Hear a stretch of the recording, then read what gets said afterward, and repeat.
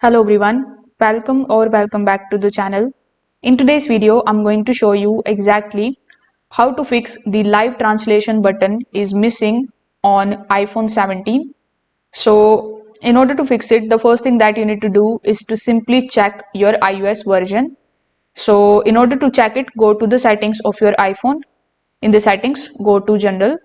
The very first option would be of software update. When you tap on the option of software update, you just have to basically look at the iOS version that is currently available on your iPhone 17.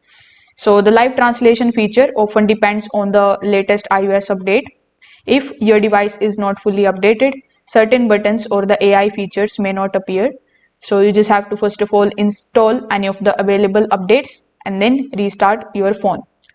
Now, once you have done it, the second thing that you need to do is to simply verify your region and your language settings.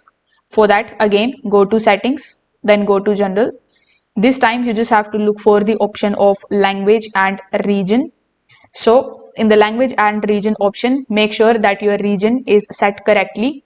Some of the features may not appear in the unsupported regions or the languages. Also confirm your primary language is supported. The incorrect region settings frequently hide these features. Now in the next solution, you just have to check Siri and the system intelligence settings.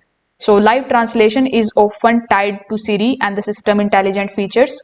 For that, you just have to again go to the settings of your device.